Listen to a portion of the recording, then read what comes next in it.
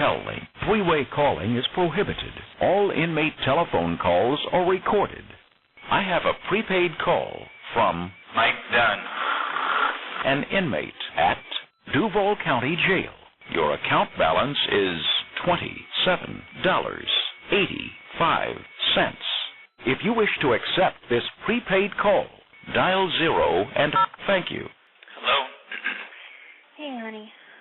Hope you don't mind I called you back. No, I'm glad you did. So being in a room by myself kind of sucks, but I guess it'd be better than being in a room with them animals. Well, they probably wouldn't think too highly about what's going on, and so it is best, but I can only imagine.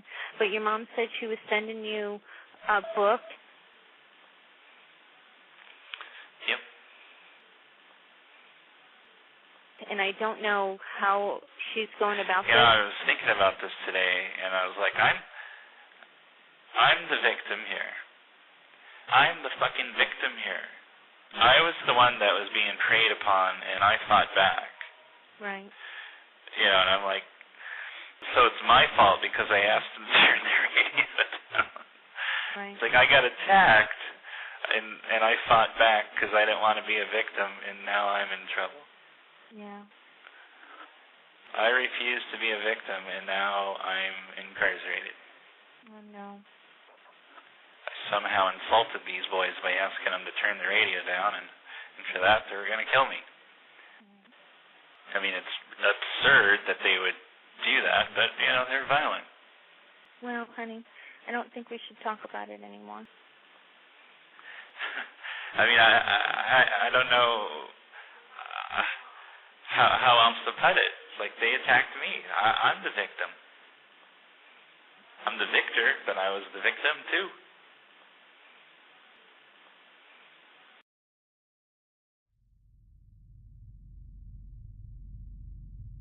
In the late Friday afternoon of November 23, 2012, a young couple were getting married at the Winterbourne Inn, an impressive wedding venue situated along the St. Johns River. They held hands and recited vows in near silence as 50 guests looked on toward the scenic ceremony. One of those guests, sitting in the front row, was 45-year-old software developer Michael Dunn, the father of the groom. Sitting next to him was his girlfriend of 4 years and fiancée of 6 months, 45-year-old nurse Rhonda Rower. Raise your right hand, please. The clerk's going to administer the oath to you.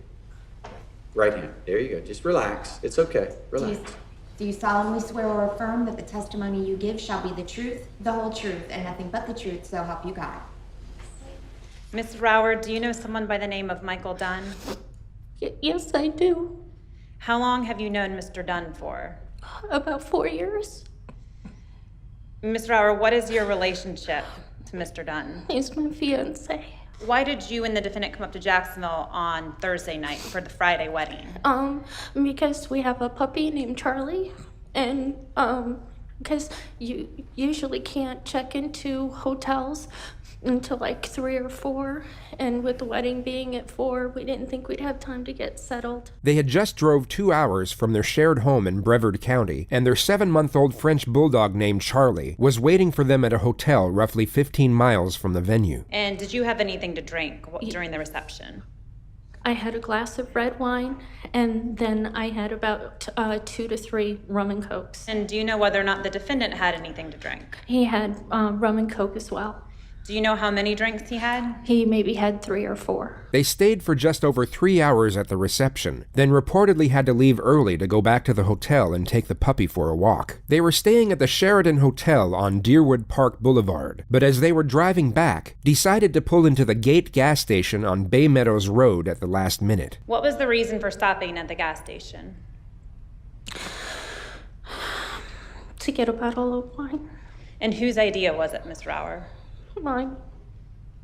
Just before they got to the gas station, the car in front of them had the same idea and pulled in just before they did. The occupant of that vehicle would be known as Witness 7. When you pulled up, was there an open spot to the right of the red Dodge Durango? Yes, ma'am, it was. Tell these jurors why you didn't pull into that empty spot next to the sidewalk. I heard the loud music. Didn't want to deal with it. The Dodge Durango in question belonged to 18-year-old Tommy Storns, who at the time was inside the store buying cigarettes, while his three friends, Leyland Brunson, Jordan Davis, and Tevin Thompson, remained in the car. At some point while the three of you were waiting for Tommy Storns to come back, did a car pull into the parking space on the passenger side of the Dodge Durango? Yes, sir. And is that the side that you were sitting on? Yes, sir. Driving that car was Michael Dunn, who uttered something to his fiancée before she went inside. Did the defendant say anything about the music when he parked the car next to the red car? Yes. And what did the defendant say? Oh, I hate that thug music. And what was your response to the defendant? I said, yes, I know. What happened, Ms. Rauer, after the defendant parked the car? I gave him a kiss. I took $20 and I went into the store. Mr. Thompson, while the three of you were waiting for Tommy Storns, did the defendant say anything to you or in your direction? Yes, sir. And what was that? He said, "Can you turn the music down? I can't hear myself think." And what did you do when he said, turn the music down? I turned the music down. When you turned the music down, did either Leland Brunson or Jordan Davis say anything to you? Yes, sir. Who spoke? Jordan. And what did Jordan Davis say? Turn the music back up. And what did you do when you got back to the Durango? I opened the door, I danced a little bit to the song that was playing. I got in the car. Did you see or hear the driver say anything to Jordan Davis after Tommy Storns got back in the Durango? Yes. What was that? Are you talking to me? And how could you hear that? Tevin turned the music down. When? When Tommy got back in to let him know what happened. Did Jordan Davis say anything back to the driver when the driver said, are you talking to me? Yes. What did he say? Yeah, I'm talking to you. Please tell the jurors what happened next. I heard someone yell, or someone say something very loud. And what did you hear that person say? No, you're not going to talk to me that way. What did you see the driver of the other car do when Jordan Davis said, yeah, I'm talking to you? He reached into his glove compartment. It was a big silver chrome, either 9mm or a 45. It was a large caliber. You recognize that? Yes, sir. Does that appear to be the gun that you saw in the defendant's hand? Yes, sir. And what did the driver do with the gun when he grabbed it from the glove compartment? He was holding it and cocked it back. As you were walking to the register, did you hear anything unusual? Yes. What did you hear? I heard pop, pop, pop.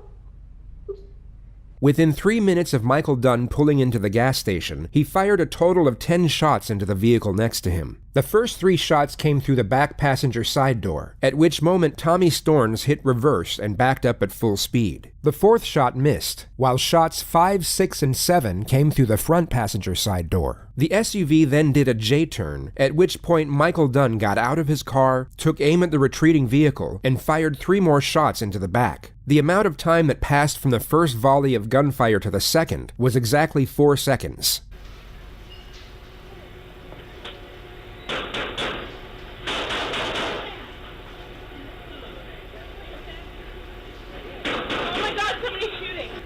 Tommy Storns' quick thinking most likely saved multiple lives, as he took the car out of the shooter's line of fire midway through the first volley. Unfortunately, however, it wasn't enough to save everyone, as Jordan Davis had already been struck 3 times. He was hit in the leg, lungs, and heart, causing him to bleed to death in under 45 seconds.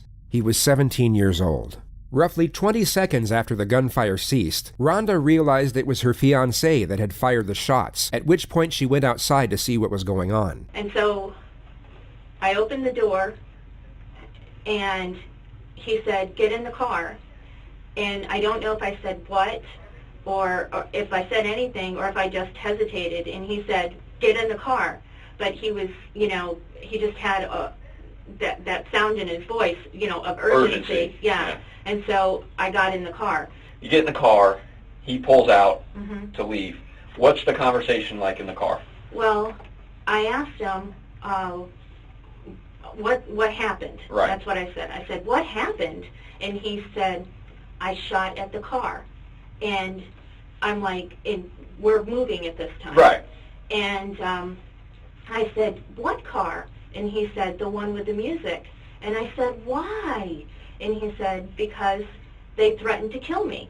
And I'm like, I don't understand, Michael. And I don't remember the exact words that he used, but it was like that they started to advance, and I reacted. Okay, they started to advance and I reacted. Mm-hmm. Okay. And then I asked him, I said, did you hurt anyone? And he said, no, I just shot at the car. And you know, in my head, should I be telling you what I was thinking? Yeah, I think you've already told us. Okay. Oh, yeah, just tell me. Okay. Yeah. So in my head, I'm thinking, you know, you stupid ass, you know, Right. what were you thinking? Why, you know, would you do this? But I could see that he was already upset, and I didn't want to add to that. Right. So I kept those thoughts to myself, and I figured I'd just tell him in the morning. Okay. And is this all in the car? Or Yes. Okay, this is all in the car. And then by then, we were back at the hotel. Okay. Michael then walks the dog, orders a pizza, and pours himself a stiff rum and coke before they both go to sleep. There was almost no conversation between them the entire night. Just kind of walk me through kind of how the morning plays out. Okay. So I got up, and I start getting dressed, and the news is on. Mm-hmm. And and I see the red SUV. Now, mind you, I had no idea what kind of vehicle they were in, Mm-hmm. but I knew it was red. Mm-hmm. And so I see the red SUV being towed, and all I hear are shooting, convenience store, loud music, and then I don't know if they said a person was dead or just one dead, or Mm-hmm. and I said Mike, and I turned around and he was standing in the doorway of the bathroom, and he said, yes, I saw him. And then I said, we need to go home. Okay, so you get in your car and drive home. Yes. Do you stop at all coming home? No. Okay, so you drive straight to the house. Straight Okay. to the house. What's kind of how does that all play out? He just kept telling me that he loved me. The whole drive down? Yeah. Were you guys really talking about it at all? No, we were listening to the radio, and then he would, you know, turn it down and just say, you know, I love you, and I know, you know, Okay. but I'm dumbfounded. Right. It's okay. Take your time. Take a minute. And it was just a horrible trip home. Right. And so no, I didn't want to hear anything. Mm-hmm. And you know, so I was just get us home. Right. Get us home. Okay. And then when I walked back in the house is when I got the call from you. Witnesses at the scene of the shooting took down Michael's number plate, and police were able to track him down at his home in Brevard County. He was brought back to the JSO Police Department without incident, and immediately subjected to interrogation. It began at exactly 4 p.m., 22 hours after the shooting. If you do answer questions, you have the right to stop answering questions at any time and consult with a lawyer, okay? Do you understand those rights? Yes, sir. Okay. If you could just sign where it says signature, and by signing there, you're just acknowledging that I went over your rights with you and that you do understand your rights. Okay.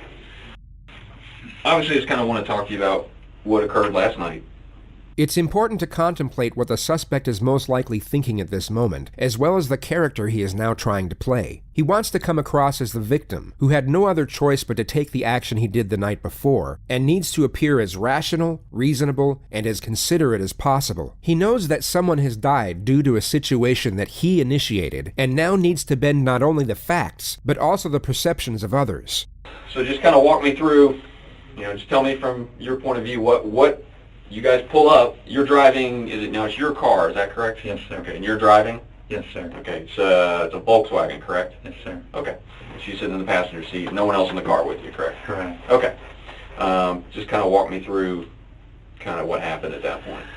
Well, I'm embarrassed to say this, but got out. She's in the store, and there's like a SUV next to us, and then the music starts, and I roll down my window, and I thought I was polite. I asked them nicely. I didn't demand. I didn't, or else I said, "Hey, would you guys mind turning that down?" And they shut it off. I was like, "Thank you." Cordial. Everything's cordial. I put my window back up. I'm doing my stuff, and I don't know how many kids are in that, but the windows are down for the back seat. The windows are up for the front seat. Okay. And the guy that was in the back is getting really agitated. And my window's up. I can't hear everything he's saying, but, you know, there's a lot of fuck him and fuck that and fuck that bitch. And then the music comes back on. And, you know, I'm just like, live and let live, and you know, don't need any trouble. The detectives will entertain his standpoint for the time being. They will remain as neutral as possible as he recounts his own narrative. This is because they need him to divulge as much information as possible while he remains without counsel. The more detail he gives away, the more they will have to evaluate and possibly use against him at a later stage. They will almost appear to be agreeing with everything he says, which is for the purpose of encouraging disclosure. If they were to challenge him this early, it would more than likely prevent him from opening up. And I don't know if they're singing or what, but it's like they're saying, kill him. So I put my window down again, and I said, excuse me, are you talking about me? And it was like, kill that bitch. And you know, I'm still not reacting, but then this guy like goes down on the ground and comes up with something. I thought it was a shotgun, and he goes, "You're dead, bitch!" And he opens his door, and I'm shitting bricks. But that's when I reached in my glove box, unholstered my pistol. I mean, I practice this. I'm at the Fort Malabar Rifle and Pistol Range. I'm an avid, you know, gun guy and all that. No military training or anything, but I have friends who are in the military that show me the proper way. Yes, and so quicker in the flash, I had a round chambered in it, and I shot.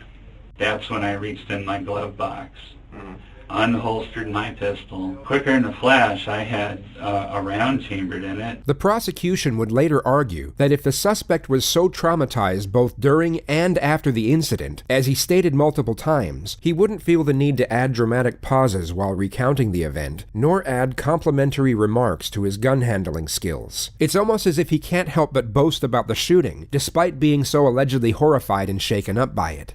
Okay. Do you remember how many times you shot? 4. Okay. Okay, just keep walking me through kind of what you remember. I shot 4 times, and that SUV pulled out, and like I said, in my mind they got a gun, and so, you know, not training, just from, I was still scared, and so I shot 4 more times. As they were fleeing? Yeah, trying to keep their heads down to not catch any return fire. Okay. All right, and then and that was it. I mean, I still didn't feel safe. I thought, you know, there was another car. I didn't know. I mean, I'm in a strange town, in a strange area. I just had my life threatened. The love of my life is in the store, and she doesn't know what's going on. She come outside to see what was up, and I was just like, get in the car, we have to go.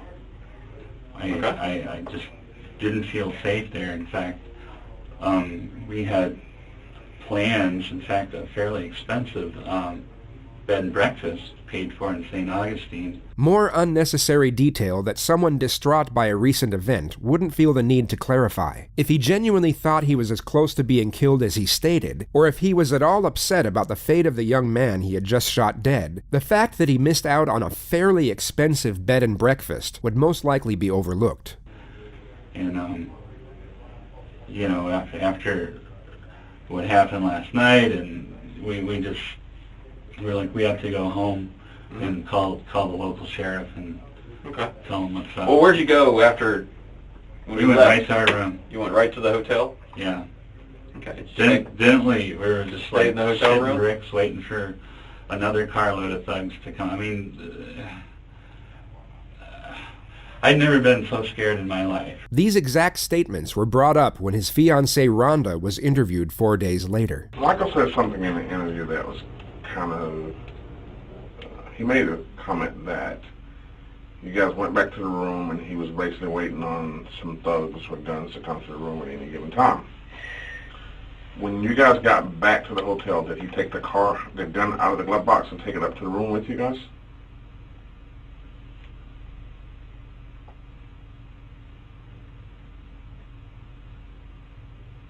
No, I don't think so. Okay, so you left it in the car. I do believe so. Okay. And then you go to the room and he gets the dog and goes outside and walks the dog. So he's so comfortable that even he'll go back outside and walk again without the gun with the dog.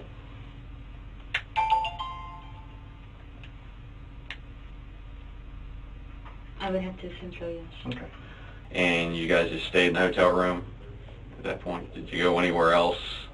No, we ordered out. We got Pizza. The investigators have secured their baseline narrative from the suspect and will now slowly ramp up the pressure. They will begin to destabilize his thought process by inducing anxiety and then set traps for him to incriminate himself further. They essentially need him to panic, and as he panics, they will pose more calculated questions. However, they have to do this in a subtle and methodical manner, as if they push it too far, they could scare him into shutting down completely, or even into requesting legal counsel and ending the interrogation right then and there.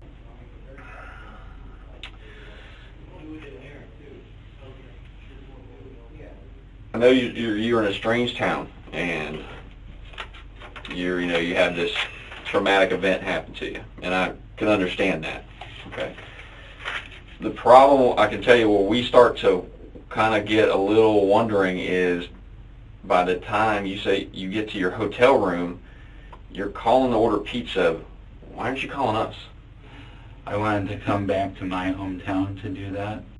You know, I shouldn't even left the scene. Mm-hmm. But I left the scene because I was still afraid for. Okay, and I can live with that.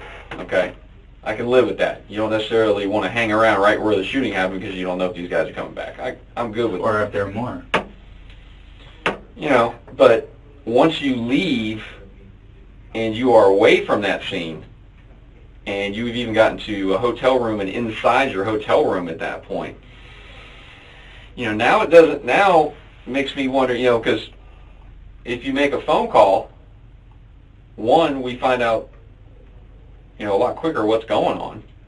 Okay. The reason he and I haven't been to sleep since sometime yesterday is because we're trying to figure out, all we know is we got a dead kid in a car, okay, and we got a guy who shot and hauled ass.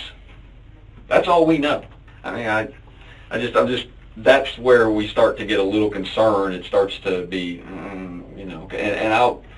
we can speak that I personally have had a case with an individual who was moving to Jacksonville, first day in Jacksonville, and got involved in an incident and felt threatened and shot another person and was in their car, and he drove across the street to another parking lot and got on the phone with 911 immediately and started walking police into where he was.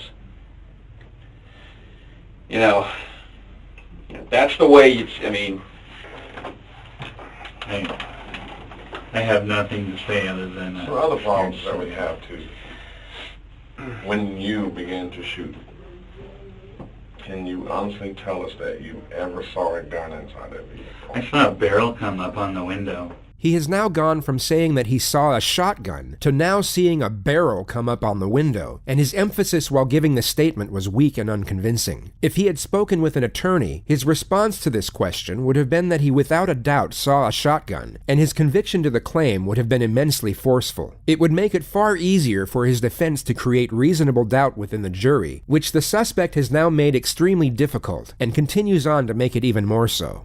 Like a single shot shotgun where there's a barrel.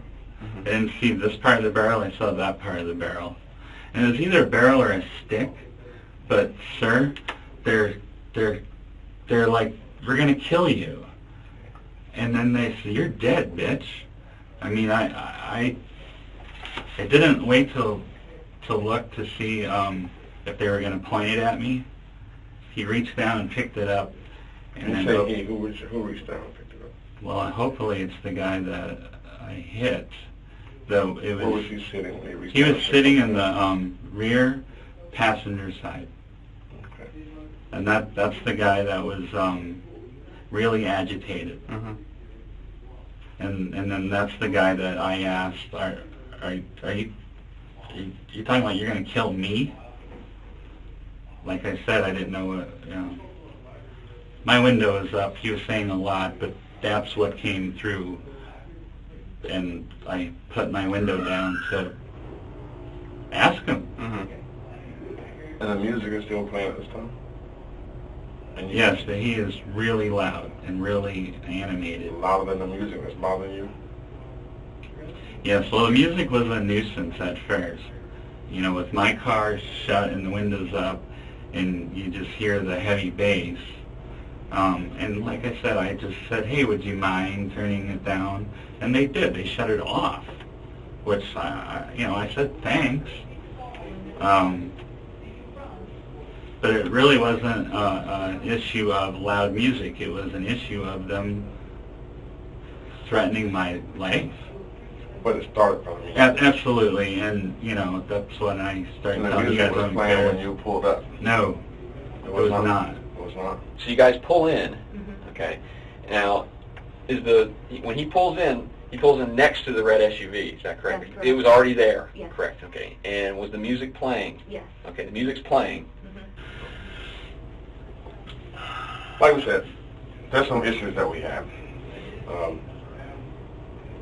I'll be the first to tell you there's no weapons in the car. Put yourself in the suspect's position and imagine everything you had said up to this moment was truthful. You had just shot and killed a person, yet fully believed it was either your life or theirs, a legitimate and justifiable act of self-defense. Now imagine the outright shock and dismay you would feel at the very moment you realized that wasn't the case. I don't know what you saw. That's possible. When they drove off, they dumped it. They never left the parking lot. They circled around until they saw you leave, and then they drove right back. Because they saw you leave at that point. So you leave, and they realized their friend had been hit. So they never left the parking lot. They came right back at that point. Okay. Well, I don't know what to tell you. It's evident that he's unremorseful over the consequences of his conduct, yet also appears to be totally unaware of the magnitude of his own situation. He's far too relaxed, and the detectives ramp up the pressure once more. Here's what has to happen. I know that from your position right now that you're going to do everything to protect yourself. And I can't say that I blame you for that. But we're going to need the total truth as to what happened, not this story that I've had from 7:30 last night till 12 o'clock today to fix up. Okay, because the only thing that's going to make sense to us is the truth matching the scene. And there was the biggest problem we got, the first hurdle we got to get over is that there's no weapon in that truck. Do you have a stick?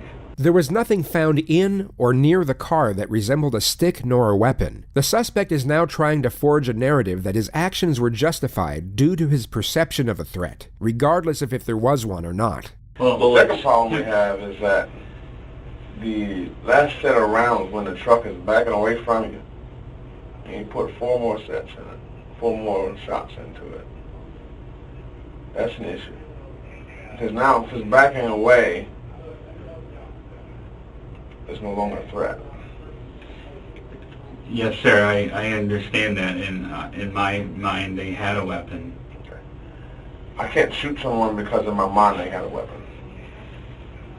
Okay. That's the problem.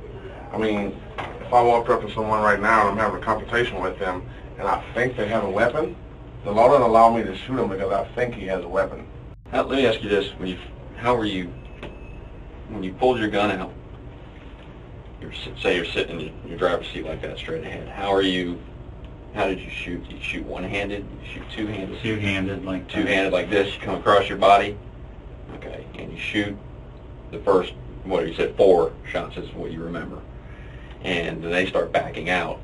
Do you continue to shoot through the window, or do you reposition yourself? I don't recall, but I do remember getting out of my car and taking, getting sideways, and I was, waiting for the wink, or But once again, all this is...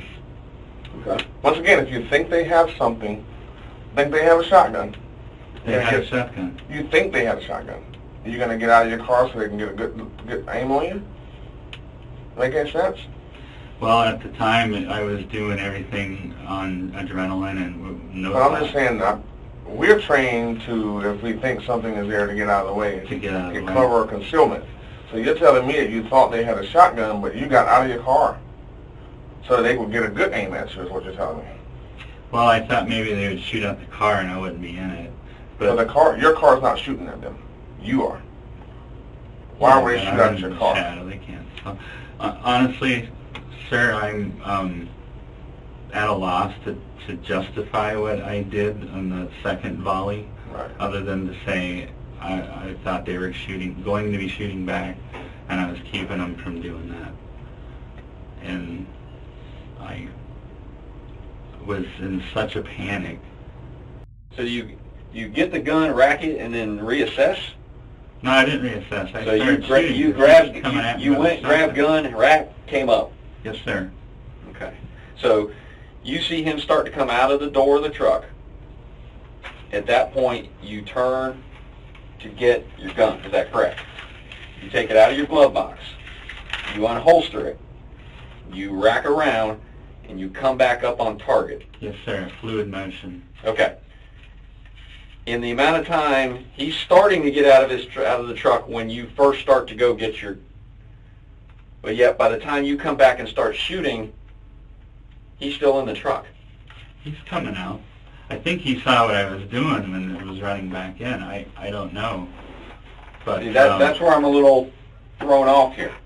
Okay, because he is sitting in the back seat of that truck when he is hit. Okay. Because the bullet goes right through the door. 3 bullets went through that door. Okay, he wasn't hit standing outside the truck. Oh no, I know I shot through the door. Okay, so driving him back. How's he getting out of the door if you're shooting through it? You're confusing us. All right. When the latch is coming off the door, that's when I went to do what I was doing with the gun. And when I came back, I'm firing. When the latch is coming off the door? No, when I got my gun out of the... When you said earlier about when you see the latch, what do you mean by the latch coming off? Well, the door's opening, and he's stepping out. Okay, and he's stepping out. Yes, and then And you go and reach, but by the time you come back and come up just blazing, somehow he's still sitting in the truck. Well, maybe I'm not as fast with the whole thing as I think I am, but it was... Or maybe he wasn't getting out of the truck. No, absolutely he was. This was refuted by forensics. The victim never got out of the truck, and the door was shut at the time the suspect opened fire. This was proven by correlating the angles of the bullets that came through the door, alongside the entry and exit wounds to the victim. You're saying you feel like you have a threat that this guy's got a shotgun in your view. Okay, so you think he's getting out of the car. Okay, so you turn to get yours. If he's unarmed, which he is, why is he going to be... I don't know, maybe now he thinks I'm unarmed. The sad fact of it is he's telling me he's going to kill me. You're dead, bitch. Because you asked him to turn the radio down? See, that's the part where I don't understand. And you know what? And I'll tell you... They were getting really agitated. I understand it because, believe me, we deal with guys who you ask them to turn their radio down, they would get out of the car and shoot you. We deal with those kind of dudes all the time. Here's what I can almost bet you a year of my salary on.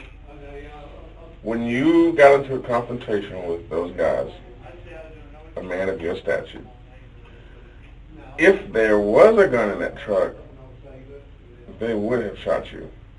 They wouldn't have had to get out. They would have shot right through. They would have shot from the truck just like you were shooting from your car. People don't get out of the car to be seen when they're shooting someone. They're going to shoot you right side of that truck. All right.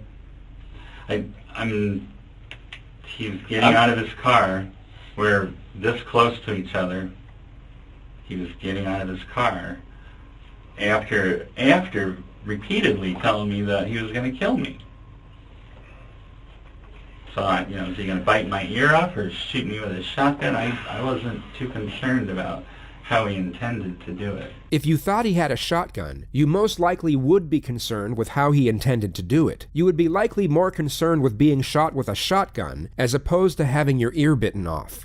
Now, and I'll tell you this, we talked to the other guys in the car, and they will all admit, they will all tell us he didn't like the fact that some stranger's telling him to turn his music down. He's 17, he's a teenager, okay? You know what teenagers are. They're a little hard-headed sometimes, especially when they're out on their own. And did he throw some F-bombs at you, basically tell you to go fuck yourself multiple times? Absolutely. They said, yep, he was jaw-jacking back and forth with that guy. But at no time did any of them say, well, okay, he did say he was going to kill him. Because it makes no sense, because what's he going to do? He's not armed. What's he going to, I'm going to kill you and get out of a car. And we're talking about a kid, you know how many times that kid's been to jail? Never. He has no history of violence, and it's not like we're getting some street thug. All the thing this kid has is a truancy in school. We're not talking about a violent kid here. He has no track record. There are guys in Jacksonville who I'd go, okay, I believe that, because they got track records. This kid ain't got no track record. The kid sitting next to him doesn't have a track record. The kid sitting in front of him doesn't have a track record. None of them do. These aren't violent guys. They pull up so the driver can run in and buy cigarettes. It's the only reason they're even there. They just got back from going to the mall. That's it.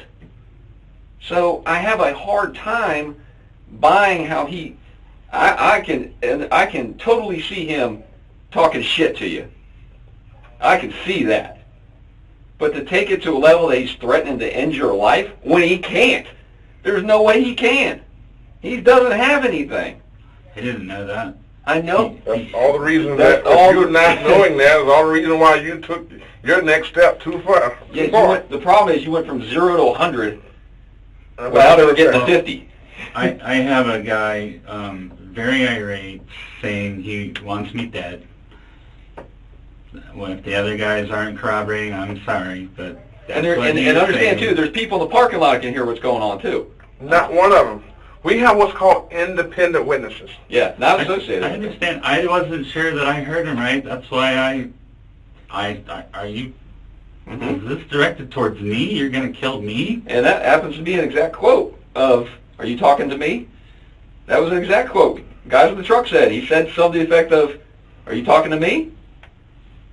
Yeah. So that's dead on. Yeah, he was talking to you. He's basically telling you to go fuck yourself, and I'm going to turn the music back up. Yeah, no, the music was already up, and he's talking, kill the guy. I just can't understand, if the music is up to the point where you ask them to turn it down, how can you also hear the conversation that they're having? It's not making any sense. He's livid. He's not talking. He's yelling. And my window's up and I can hear him. I'm not making out all the words. But then I hear, kill that son of a bitch, or kill that motherfucker, I think is what he was saying. How do you know it was him saying it? Well, when I put the window down and I asked him, he said the same thing. Yeah, kill a motherfucker. And then when he was opening his door, that's when he said, "You're dead, bitch." And, when you say he didn't have a weapon, he's on the ground, and you put something up on the thing and then gets out. I thought it was a shotgun.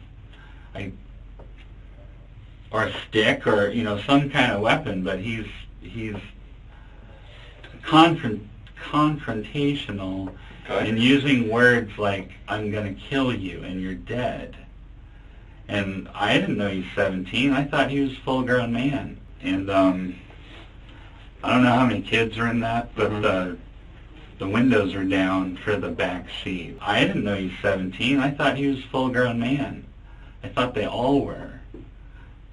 And in my mind, they're all going to get out of this truck and shoot me or beat me or had that been the case, we would have a different argument. Had anyone been out of the truck, walking towards you in any type of threatening manner, we would have we were parked right next to each other. Yes. So there was no walk-in. It was him getting out, and then he was an arm reach from me. Yeah, but here, those cars are so close to each other, though. Him getting out, it's going to be hard for him to get out because he's back away from you. His door opens up. He's actually going to be shielding himself from where you are because you're closer up to the driver. All these things you're saying are great, but you know, I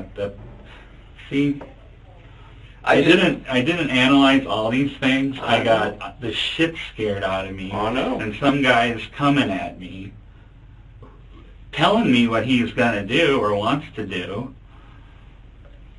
I reacted. I'm sitting here telling you guys I was in fear for my life. I honestly was. I have so much going on in my personal life. The last thing I want to do is be in trouble. I don't want to cause you guys a sleepless night. I don't want to lose my freedom. He reverts back to this premise multiple times. He continuously associates these two reasons with the notion that he wasn't the instigator, yet not once does he mention that he wouldn't want a teenager to lose his life over a verbal altercation. This is what we do. Don't worry about that. This is what we do. Well, I mean, the last thing I'm looking for is trouble. The last thing. Sir, from where I was sitting, a shotgun was coming up at me, and so I don't want to sound like an asshole, but if it happened again tomorrow where a shotgun was coming up, I think I would do the same. I hope I would and you know what, not be Mr. afraid Dunn? to do the same. If there was a shotgun coming up at you, we would expect you to do what you did. The problem that we have is that there is no shotgun. That's the bridge that we got to get across. You keep dwelling on the shotgun as if there was one at the scene. If there was a shotgun, a BB gun, any type of gun at the scene. Hell, if it was a water gun that was black that looked real at the scene. Like I said, it was a barrel. It could have been just a stick, but, I mean, it was... Could it have been your imagination? Well, no. He said no with a rising intonation. The way in which he said the word doesn't correlate with its message. The intonation was more matched with the word maybe. Well, no. The pressure he's under is causing disorientation in his critical thinking. He was unable to process the adjustment in his thoughts to his words quick enough, and that's why they came out mixed together.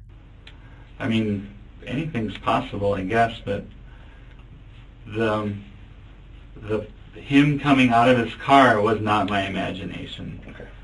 And it was right after I saw that he started coming out of his car and saying, "You're dead, bitch." When you went and grabbed your gun, racked it, and came back around, what were you shooting at? Did you acquire a target or did you just start shooting? I shot at the door. Which door? Which door? The rear passenger. You shot at his door? Yes. Okay. What was the purpose of that? Saved my life. From the door? No, he was coming out of his door, and I guess he went back in it, but that's where he was prior. Hypothetically, you and him exchanged words. He opened the door to go in the store to use the bathroom. He wouldn't have said, "You're dead, bitch," and then... I'm just saying. Well, then I guess I would be in trouble if that was the case.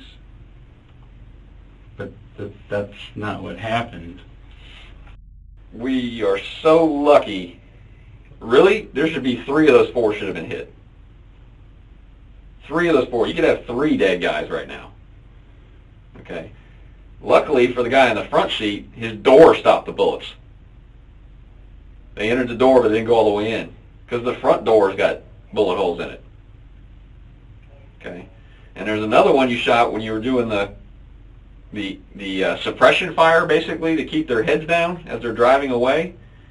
You put one in the back of the car. There's several shots directly into the rear of the truck.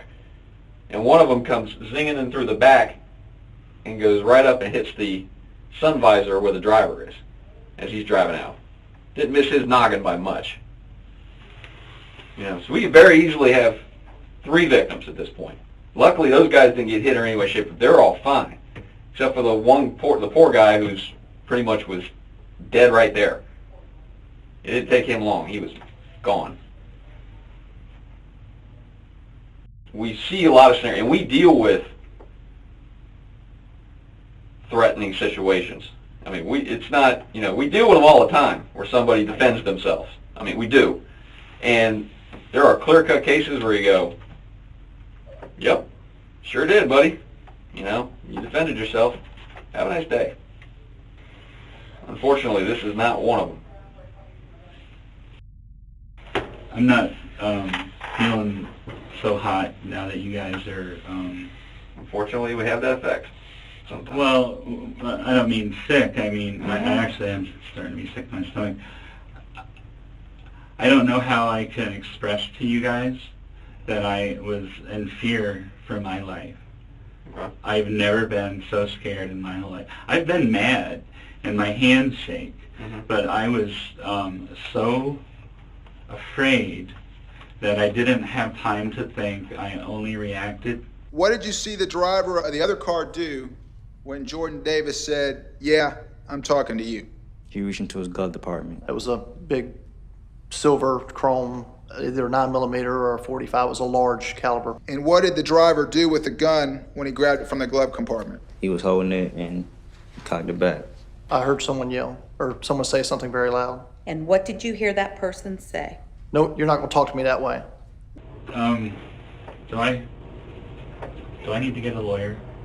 I mean, it sounds like I'm in deep shit. Well, that is up to you. We have Duval County issued a warrant for your arrest for murder and attempted murder. Okay? That's what you're being charged with right now. Okay? Just the first step in the process. The way I see this was, I was scared for my life, and I fought back. And you guys are seeing this as murder. This is where we're at right now. They'll process you here first, but I'm not sure how long it's going to take you before they got to go through all that kind of stuff. But you will be brought back to Duval County. Like I said, this is a start. Is there any opportunity to bail? There's no bond. There's no bond on a murder charge in Duval County. Yeah, it's standard. They don't allow it. Right. Is it automatic that it's a murder charge when it's self-defense? I'll explain to you how it works on our end. We do our investigation. We get our facts. We have a prosecutor from the state attorney's office with us who sees all the facts, sees the case. We confer with the state attorney's office, say these are what we have as facts of this case, and they determine, yes, we believe there's enough to issue an arrest warrant at this point based off the evidence we have, and that's why we obtained an arrest warrant. I really didn't know that I was being charged with murder and attempted murder. That sucks. I'm sorry we had to meet under these circumstances. Me too. I mean, if there is, there's probably about 5 things I could have gotten done differently last night, but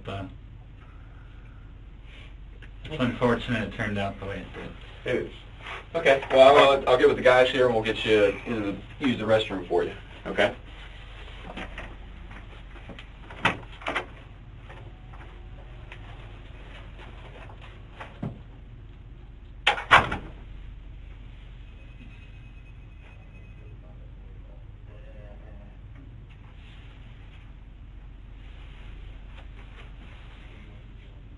He was remanded into custody at the Duval County Jail, where he remained for 14 months awaiting trial. Did you ask the guys in the red SUV to turn down that bass? I did. I said, can you turn that down, please? What was the response from the red SUV? They turned it off. And at that point, what did you then say? I said, thank you. Very soon after, I start hearing things like F him and F that and... Does it escalate?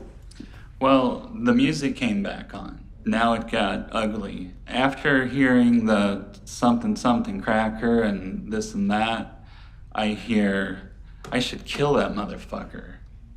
I should fucking kill that motherfucker. And now he's screaming. Okay. There's no mistake of what he said. That is what he said. Notice the considerable increase in both emphasis and conviction when making his statements. His lawyer has now instructed him in how to respond, but unfortunately for Michael, the jury had access to his interrogation where he was asked the same questions. The guy that was in the back is getting really agitated. And my window's up, I can't hear everything he's saying, but You know, there's a lot of fuck him and fuck that and fuck that bitch. And I don't know if they're singing or what, but it's like they're saying, kill him. So I put my window down again. I put my window back down and I asked, are you talking about me? Now, what was the response when you said, are you talking about me? He reached forward and picked something up and slammed it against the door. I didn't know what it was at first, but when he says, yeah, I'm gonna fucking kill you, I look and I'm looking at a barrel. He's showing me a gun and he's threatening me. What happens now? What did you believe was about to happen to you? I thought I was gonna be killed, but I still didn't go for my gun at that time. I was just like going, oh my God, where is all this hostility coming from? And it was at that point where he said, this shit's going down now. Not once was this mentioned during his interrogation. It seems to be a poignant recollection when stated here, which would arise suspicion as to why he failed to mention it earlier. In your wildest dreams, could you fathom being in that position over a common courtesy? No. Okay. Now, at this point, what's going through your mind when he said, this shit's going down now? This was a clear and present danger, and I said, you're not gonna kill me, you son of a bitch. Okay. And as you said that, were you looking at him, or were you now moving to get that fire? I said that as I was retrieving my pistol. Could you show the jury exactly what you did? Well, if we say over here is my glove box, I'm looking out the window, and I said, you're not gonna kill me, you son of a bitch, and I shot. Okay. And do you even recall how many times you shot? I do not. Kind of was in a fixed position with the tunnel vision. I didn't realize the SUV was moving. I was still aiming at the rear passenger, and it didn't register that the car was backing up. Okay. And at some point, you realize now there's no more red door in front of your face? This is where Rhonda starts coming into my mind, because I know she's heard the shots. I know Rhonda.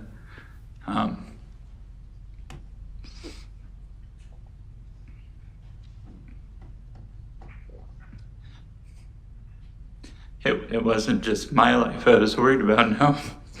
And at some point now, do you see that SUV actually drive towards a different direction or try to drive away? It did, and this is where the, now they're back in line with, if they fire on me, they'll hit the front door, and this is where Rhonda comes out.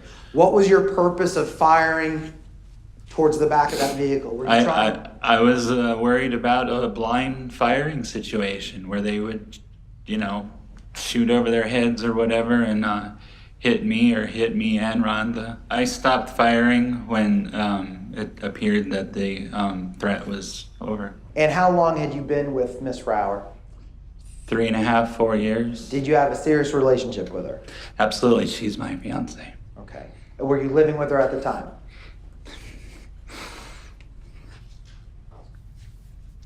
Yes, we were. Okay. Was this dog kind of your guys' child? Yeah, yes. Okay. And what was his name?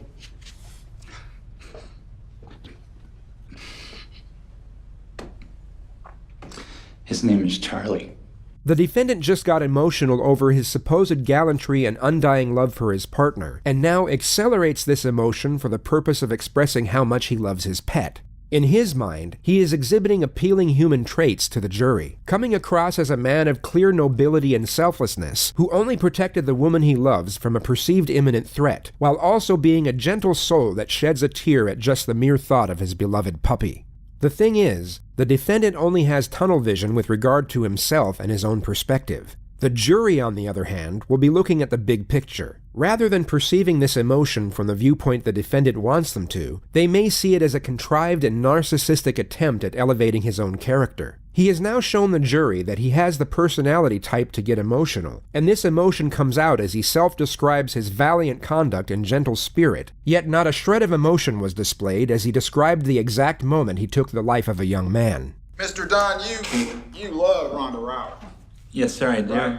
You love her a lot, right? Yes, sir, I do. Right, and when she got into that car, she asked you what happened, right? Yes, sir. Sir, are you telling this jury that on the way back to the hotel, you told Rhonda Rower that the boys in the car had a gun.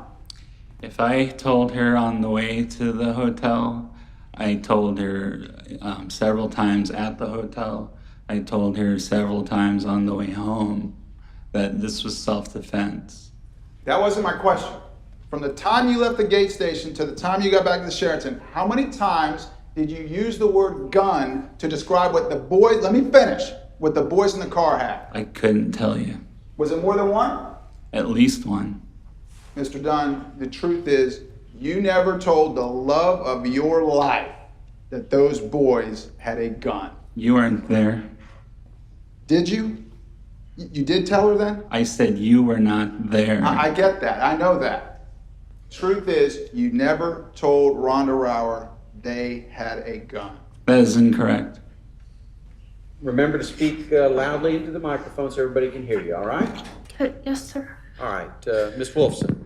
When you came out of the gate gas station and you got into the defendant's car, Yes. did the defendant ever tell you he saw a gun in that red SUV? No. Did the defendant ever tell you that he saw a weapon of any kind in that SUV? No. There was no mention of a stick? No. There was no mention of a shotgun? No. There was no mention of a barrel? No. There was no mention of a lead pipe? No. Back in the hotel room, Miss Rower, that same night, did the defendant ever tell you that he saw the boys with a firearm? No. Did he ever tell you that he saw the boys with a weapon? No. On the 2-hour drive the following morning, did the defendant ever tell you that he saw a gun in the SUV? No. And on that 2-hour drive, did he ever tell you he saw a weapon of any kind in that SUV? No.